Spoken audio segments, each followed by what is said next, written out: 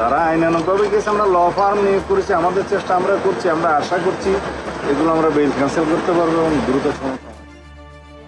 জামিন পেলেও যে কারণে বাঁচতে পারবেন না বেনজির আহমেদ, সরকারের সামনে এখন কি পথ? দুবাইয়ের কারাগারে আটক থাকার পর শর্ত সাপেক্ষে জামিনে মুক্ত হয়েছেন বাংলাদেশ পুলিশের সাবেক মহাপরিদর্শক বেনজির আহমেদ। গত 27 জুলাই সংযুক্ত আরব আমিরাতের আদালতে তার জামিন আবেদন মঞ্জুর করেন এবং 30 জুলাই তিনি কারামুক্ত হন। বিষয়টিকে কেন্দ্র করে দেশে তোলপাড় সৃষ্টির প্রেক্ষাপটে স্বরাষ্ট্রমন্ত্রী সালাউদ্দিন আহমেদ নিশ্চিত করেছেন আরব আমিরাত না ছাড়ার শর্তে বেনজিরকে জামিন দেওয়া হয়েছে। তবে বাহ্যিকভাবে মুক্ত হলেও এই জামিন বেনজির আহমেদের জন্য কোনো স্থায়ী স্বস্তি বা রেহার পথ তৈরি করছে না। দুবাইয়ের আদালতের দেওয়া কঠোর শর্তেই তার মুক্ত চলাচলের সুযোগ সংকুচিত করে দিয়েছে।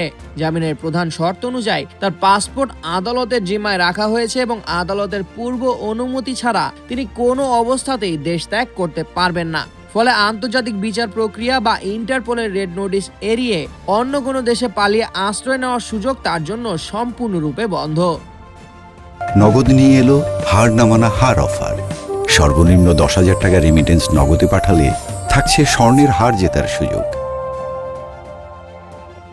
ঘটনার পরেই বেনজির আহমেদকে দেশে ফিরাতে কূটনৈতিক ও আইনি পদক্ষেপ দ্বিগুণ করেছে বাংলাদেশ সরকার। স্বরাষ্ট্রমন্ত্রী সালাউদ্দিন আহমেদ জানান, খবরটি পাওয়ার পরপরই তিনি স্বরাষ্ট্র সচিব এবং আমিরাতে নিযুক্ত বাংলাদেশের রাষ্ট্রদূতের সঙ্গে জরুরি আলোচনা করেছেন। দুবাইয়ে ইতিমধ্যেই একটি বিশেষ ল ফার্ম নিয়োগ দেওয়া হয়েছে এবং তাদের সুনির্দিষ্ট নির্দেশ দেওয়া হয়েছে যেন বেনজিরের জামিন বাতিলের জন্য আদালতে তাৎক্ষণিক আবেদন জানানো হয়। পাশাপাশি আদালতের নির্দেশের সার্টিফাইড কপি সংগ্রহের কাজ চলছে।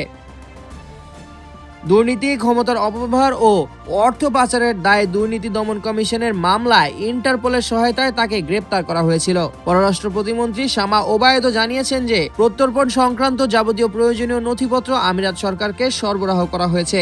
দুবাই আদালতের আন্তর্জাতিক আইনি কড়াকড়ি জামিন বাতিলের লক্ষ্য, বাংলাদেশ সরকারের ল ফার্মের আইনি তৎপরতা এবং প্রত্যর্পণ প্রক্রিয়ার কারণে জামিন পাওয়া সত্ত্বেও বেনজির আহমেদের বেঁচে যাওয়ার সম্ভাবনা ক্ষীণ।